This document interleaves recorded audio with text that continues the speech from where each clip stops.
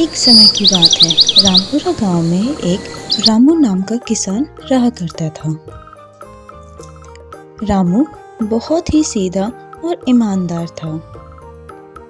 उसकी एक पत्नी सीता और एक बीमार माँ थी।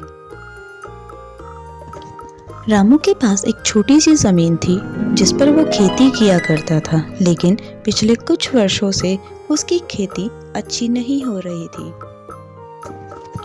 अजी सुनिए, अब तो घर में थोड़ा सा ही अनाज बचा है और तो और माँ जी की तबीयत भी ठीक नहीं रहती, उनको मैं भूखा नहीं रख सकती।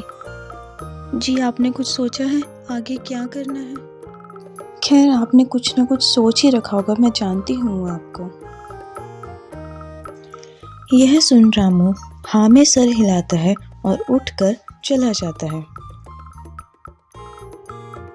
फिर अगली सुबह रामू अपने खेत की तरफ जा रहा था कि फिर उसे एक व्यक्ति की आवाज आती है जो कि था उसी का पड़ोसी, जिसका नाम जग्गू होता है, जो कि बहुत ज्यादा लालची और दूसरों से जलने वाला व्यक्ति होता है। अरे ओ भिकू भैया, कहाँ जा रहे हो? लगता है अपने खेत की तरफ जा रहे हो, अपनी फसलों को देखने के लिए जा रहे हो। अरे भाई रहने भी दो, आखिर कब तक अपनी बोई हुई फसलों की आस रखोगे? अरे अब इतने सालों से तो कुछ हो नहीं रहा आपकी फसलों का, तो अब आगे हो ही का क्या?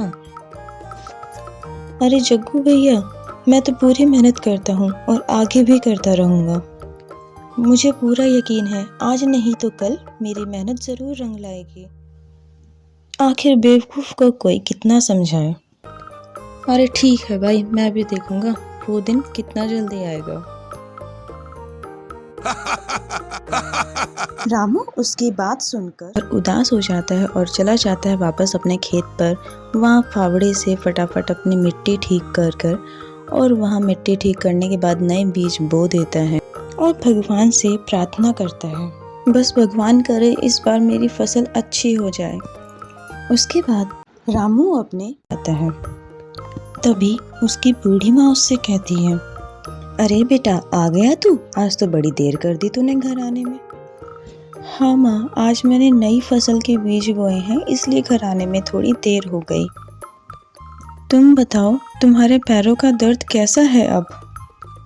बेटा दर्द तो ऐसा ही है, कल गांव के एक वैद्य जी के पास गई थी, उनके पास एक दवाई है, लेकिन मेरे पास तो पैसे ही नहीं थे, इसलिए उनसे लेने की हिम्मत नहीं हुई।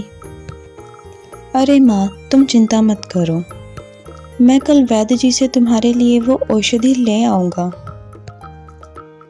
अच्छा चल ठीक है, तू कह रहा है तो ले ही आएगा। यह सोचकर रामू अपने कमरे में चला जाता है और विचार करने लगता है कि मेरे पास तो एक पैसा भी नहीं है, माँ के लिए औषधि कहाँ से लाऊंगा। फिर अगली सुबह वह उठकर जाता है घने जंगलों में उस वैद्य जी के पास। वैद्य बाबा बहुत ही बूढ़े थे। रामू को देखते ही बोले, अरे अरे आओ बेटा, कैसे आना हुआ? सब ठीक तो है ना? बाबा अब क्या ही बताऊं, कल माँ बता रही थी आपने कोई पैरों की दर्द की औषधि बताई है। माँ के पैरों का दर्द बढ़ता ही जा रहा है, लेकिन मेरे पास पैसे नहीं हैं और इस बार भी मेरी फसल अच्छी नहीं हुई है। बाबा मैं क्या करूं? मुझे कुछ समझ नहीं आ रहा है। अरे बेटा तुम तो जानते ही हो मैं बूढ़ा हो चुका हूँ, जंगल में जो भी जड़ी बूटियाँ मिलती हैं उन्हीं को बेचकर अपना गुजारा करता हूँ, लेकिन तुम्हारी मजबूरी को समझते हुए मैं तुम्हें तुम्हारी माँ के पैरों की दर्द की औषधि दे देता हूँ, लेकिन इसके बदले तुम्हें मुझे 4 दिन तक भोजन कराना होगा। यह सुनकर रामू सोच में पड़ गया और फिर बोला, ठीक है बाबा, मैं आपको 4 दिन तक खाना लाकर दे दिया करूँगा।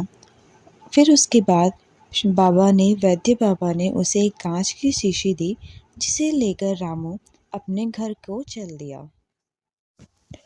दवाई की शीशी लेकर रामू अपने घर पर आता है, जहाँ पर उसकी माँ और बीवी होते हैं। तभी रामू अपनी माँ से, ये लो माँ, मैं तुम्हारी दवाई वैद्य जी से ले आया हूँ। अब तुम्हारे पैरों के दर्द में जल्द आराम आ जाएगा। अरे मेरे लाल, मुझे पता था तू मेरी दवाई जरूर लेकर आएगा। तू देखना, अब मैं जल्दी ही ठीक हो जाऊंगी। तुझ जैसा बेटा पाकर तो मैं बड़ी निहाल हुई, गंगा नहाई। ये तो मेरा कर्तव्य था माँ। तभी उसकी पत्नी रामू के पास आती है। सुनिए जी, सच सच बताइए, आपके पास माँ जी की दवाई के लिए पैसे कहाँ से आए? क्या किसी से उधारी ली आपने? नहीं नहीं भाग्यवान, मैंने किसी से उधारी नहीं ली। वैद्य जी ने पैसे नहीं लिए हैं। लेकिन वो क्या कर रहे हो आप? वैद्य जी चाहते हैं कि मैं 4 दिन का भोजन उन्हें खिलाऊं। क्या कहते हैं, 4 दिन का भोजन? अरे अरे, ये क्या बोल दिया आपने? आपको पता है, रसोई घर में सिर्फ सीमित भोजन ही रह गया है। इसमें तो बड़ी समस्या हो जाएगी। अगर 4 दिन का भोजन हम उनको दे देंगे तो मैं आपको, माँ जी को क्या खिलाऊंगी? भाग्यवान मैं जानता हूँ, लेकिन मेरे पास और कोई दूसरा रास्ता ही नहीं था। माँ के लिए उस वैद्य जी से वो औषधि लेनी बहुत ज़रूरी थी, इसलिए मैंने उनकी बात मान ली। रामू और रामू की पत्नी बहुत दुखी हो जाते हैं। फिर शाम होती है। रामू की पत्नी रामू और अपनी सास दोनों को भोजन डालकर देती है। रामू की माँ तो भोजन कर रही थी, लेकिन रामू सिर्फ भोजन को देख रहा था। अरे बेटा, तू खाना क्यों नहीं खा रहा? अरे माँ, खाऊंगा, अभी थोड़ा मन नहीं है, आप खा लो। खाना खाने के बाद रामू की माँ अपने कमरे में चली जाती है और रामू अपना भोजन उठाकर वहाँ वैद्य जी को देने चला जाता है।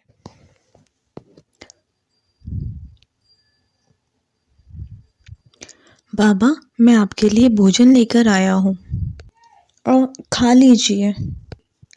मेरे घर में जो भी रूखा सूखा था, मैं आपके लिए ले आया। अरे आ गए बेटा तुम, मैं तुम्हारा ही इंतज़ार कर रहा था।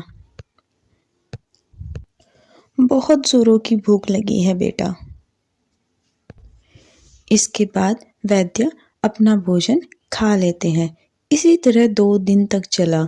इसी तरह रामू अपना भोजन वहाँ जाकर वैद्य जी को दे आता। चौथे दिन रामू की पत्नी, अजी आज तो रसोई घर में सारा अनाज खत्म हो गया है। मुझे तो बड़ी चिंता हो रही है कि आज क्या बनाऊंगी। यह सुनकर रामू भी बहुत दुखी हो जाता है और यह सोचकर दुखी हो जाता है कि आज वैद्य जी को भोजन कैसे दूंगा मैं। अजी सुनते हो, आज तो घर में बिल्कुल भी आटा नहीं बचा है।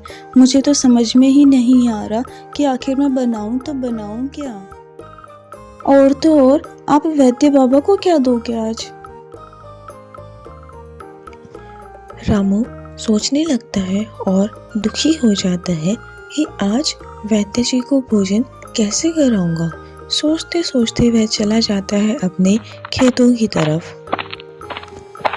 फिर वहाँ अपने खेत में जाकर वो देखता है कि उसकी बोई हुई फसलों में एक प्याज खिलाई है और वो बहुत ही ज़्यादा सुंदर थी। रामू उसे तोड़कर अपने घर ले आता है और अपनी पत्नी को वो प्याज दिखाता है। तभी उसकी पत्नी, ये क्या लाए हैं जी, अब इस एक प्याज से क्या होगा? रामू रसोई घर में जाता है और आटे के डब्बे को खोलता है, जिसमें बहुत ही कम आटा था। तब वो अपनी पत्नी से कहता है, तुम इस आटे की एक रोटी बना दो। अरे क्या बोल रहे हैं जी, इस आटे की तुम एक मुश्किल से एक रोटी बनेगी और वो भी बिल्कुल छोटी सी। इससे तो किसी का पेट नहीं भरेगा। तुम बनाओ तो सही, छोटी ही सही, लेकिन तुम रोटी बना दो। उसके बाद उसकी पत्नी रसोई घर में जाती है और रसोई घर में जाकर एक छोटी सी रोटी बना देती है। उसे लेकर रामू वैद्य के पास जाता है। वहां जाकर रामू सबसे पहले उसे प्रणाम करता है। लो वैद्य जी, मैं आपके लिए खाना लेकर आया हूँ, लेकिन मैं आपसे माफ़ी चाहता हूँ क्योंकि आज मेरे घर पर खाना नहीं था। बस जो थोड़ा सा आटा बचा था उसी से मेरी पत्नी ने आपके लिए रोटी बनाई है, और साथ में मैं अपने प्याज की बोई हुई फसल में सबसे पहले खिली हुई प्याज आपके लिए लाया हूँ। रामू की बात सुनकर वैद्य बाबा बहुत खुश हो जाते हैं। कोई बात नहीं बेटा, मैं आज यही खा लूँगा। वो रोटी और प्याज खाने के बाद बोले, बेटा तुम वाकई बहुत अच्छे इंसान हो। तुम्हारी रोटी और प्याज खाकर मुझे बहुत आनंद आया। तुम्हारी ईमानदारी और निष्ठा को देखते हुए मैं तुम्हें कुछ देना चाहता हूँ। तभी वैद्य बाबा अपनी पिटारी में से एक सफ़ेद पोतली निकालकर रामू को दे देते हैं। ये लो बेटा, ये औषधि मैंने बड़ी मेहनत से बनाई है। ये बहुत चमत्कारी है, इसे तुम जिसे भी चीज़ में डालोगे उसका स्वाद 10 गुना बढ़ जाएगा। जैसे तुमने मुझे भोजन करवाया है वैसे ही तुम हर भूखे इंसान को भोजन कराना। तुम एक ढाबा खोलो और जो भी खाने की चीज़ मिलाओगे उसमें ये डाल देना। ये तुम्हारी कमाई का साधन भी बनेगा। जो तुम्हारा भोजन एक बार खा लेगा वो बार बार आएगा। हा। इसके बाद वैद्य बाबा जोर जोर से हंसने लगते हैं। बाबा की बात सुनकर रामू भी खुश हो जाता है और बाबा से वह पोटली लेकर अपने घर चला जाता है। अरे आ गए आप, ये आपके हाथ में क्या है? रामू अपनी पत्नी को सारी बात बताता है। ये क्या कह रहे हैं आप? क्या ये सच में एक चमत्कारी औषधि है? लेकिन जी हमारे पास तो इतने पैसे नहीं हैं, बनाने के लिए अनाज कहाँ से लाएंगे? हाँ भाग्यवान, यही तो मैं सोच रहा हूँ कि भोजन बनाने के लिए भी अनाज की आवश्यकता तो होगी ही, लेकिन कुछ समझ नहीं आ रहा है। तभी एक औरत रामू के घर आती है। लो सीता भाभी, हमारे खेत में अब की बार फसल अच्छी हुई है और मुझे पता है कि आपके खेतों में अब की बार भी फसल अच्छी नहीं हुई, तो मैं आपके लिए कुछ दाल और चावल लेकर आई हूँ। बहुत बहुत धन्यवाद दीदी आपका, जो आपने हमारे बारे में इतना सोचा। अरे नहीं भाभी, आप इतनी अच्छी हैं तभी तो मैं बस आपकी मदद करने के लिए आ गई। अच्छा सीता भाभी, अब मैं चलती हूँ। इसके बाद मीना वहाँ से चली जाती है। अजी देखिए कितने सारे दाल चावल, अब इनसे हम खाना बना सकते हैं। इसके बाद रामू और सीता दोनों मिलकर दाल और चावल पकाते हैं। दाल चावल बन जाने के बाद, चलो अजी सुनते हो, अब इसमें हमें वो वैद्य बाबा की औषधि डाल देनी चाहिए, है ना? फिर वो औषधि डाल देते हैं। दाल चावल बनाने के बाद दोनों मियाँ बीवी ने अपने घर के बाहर ही एक लकड़ी की स्टॉल लगा ली और वहीं पर बेचना शुरू किया। तभी रामू के पास गांव का एक युवक आता है। अरे ओ रामू भैया, अब ये नया क्या काम शुरू कर लिया है? दाल चावल का ढाबा? पर मुझे लगता नहीं भाई कि ये चलेगा। अरे भाई एक बार खा कर तो देखिए, हम दोनों मियाँ बीवी ने बड़ी मेहनत से बनाए हैं, उसके बाद बताइएगा। अच्छा ठीक है, खा लेता हूँ तुम्हारे बने हुए दाल चावल। ये बताओ पहले कैसे दिए? बस 10 रुपए की प्लेट है भाई। हाँ ठीक है चलो दे ही दो एक प्लेट तो। उसके बाद रामू और रामू की पत्नी उस आदमी को एक प्लेट में दाल और चावल डालकर देते हैं। वो व्यक्ति उसी वक्त वहाँ बैठकर दाल चावल खाने लगता है और वह उसे इतने अच्छे लगते हैं कि वह बस गपा गप उसको खाए ही जा रहा था। अरे अरे रामू भाई, इतने अच्छे दाल चावल तो मैंने कभी नहीं खाए, बस मज़ा ही आ गया। तुम्हारे दाल चावल तो बहुत ही बढ़िया बने हैं भाई। अरे भाई ज़रा एक प्लेट और लगा दो। रामू और उसकी पत्नी दोनों बहुत खुश हो जाते हैं और वहीं पीछे खड़ा जग्गू ये सब छुपकर देख रहा था, जिसको वह सब बिल्कुल भी पसंद नहीं आया। ओह, तो अब इस रामू ने एक नया रास्ता निकाल दिया है। अब पूरे गांव में इसकी वाहवाही होने लगेगी। नहीं, मैं ऐसा नहीं होने दूंगा। मुझे कुछ करना होगा। वो रामू के ढाबे के पास गया। अरे रामू भाई, कैसे हो? आज बड़ी जोरों की भूख लगी है, जरा एक प्लेट दाल चावल तो लगा देना। अरे भाई, अब तो दाल चावल खत्म हो गए, माफ करना। ये भी कोई बात हुई रामू भाई, इतने मन से आया था तुम्हारे ढाबे पर। खैर अब जाने दो, अच्छा चलता हूँ मैं। ओह अच्छा भाई रुको, मैं तुम्हारे लिए अभी दाल चावल बना देता हूँ। हाँ भाई चलो ठीक है, बना दो। रामू को उस पर दया आई और फिर उसके लिए दाल चावल बनाने लगा। दाल चावल जैसे ही बन गए, फिर उसने उस पोटली को उठाया और उसमें से थोड़ा सी औषधि उस बने हुए दाल चावल में डाली। और यह सब जग्गू बड़े ध्यान से देख रहा था। इसके इतने स्वादिष्ट दाल चावल का, इसकी वजह से ही इसके दाल चावल पूरे गांव में इतने स्वादिष्ट होते हैं। तभी रामू अपने बनाए हुए दाल चावल लाकर जग्गू को दे देता है। अच्छा ठीक है भाई, मज़ा आ गया। अच्छा अब मैं चलता हूँ। थोड़ी देर बाद जग्गू वापस से रामू के ढाबे पर आता है और देखता है ढाबे पर कोई नहीं है। वहाँ वो पोटली रखी हुई थी, तो वो चुपके से पोटली उठाता है और उसे अपने साथ ले जाता है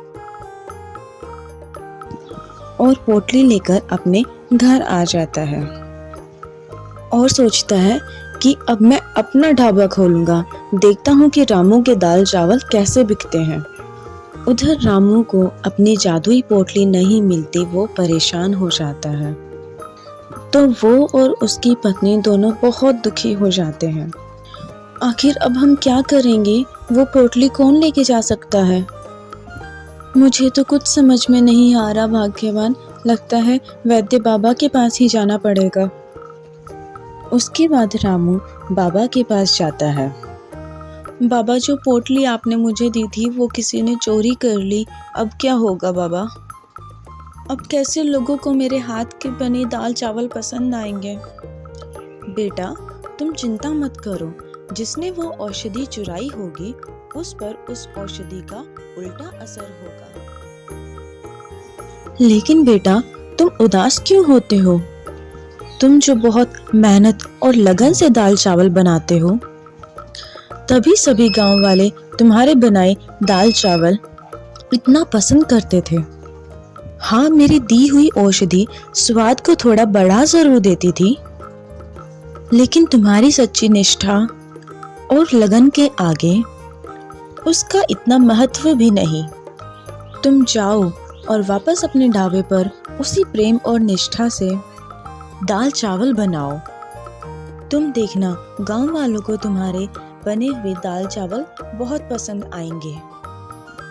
जिसके बाद रामू अपने घर को चला गया।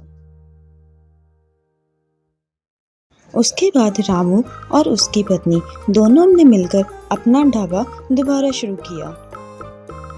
उसके बाद जग्गू भी अपने दाल चावल बनाकर अपना ढाबा शुरू कर देता है। गांव का ही एक आदमी जग्गू की दुकान पर आता है। अरे भाई, जरा एक प्लेट दाल चावल तो दो। हाँ हाँ भाई, अभी लगा देता हूँ। उसके बाद जग्गू दाल चावल की एक प्लेट तैयार करता है और उस व्यक्ति को देता है। वो जैसे ही जग्गू के बनाए हुए दाल चावल खाता है, उल्टियाँ करने लग जाता है। जब दाल चावल बनाने नहीं आते तो क्यों बनाकर बेचते हो? इतने खराब दाल चावल तो मैंने कभी नहीं खाए। उसके बाद जग्गू खाना जांचने के लिए खुद खाने लगता है और खुद भी उल्टियाँ करने लगता है और बैठकर रोने लगता है, क्योंकि उसने अपनी सारी जमा पूंजी उस खाने में लगा दी थी।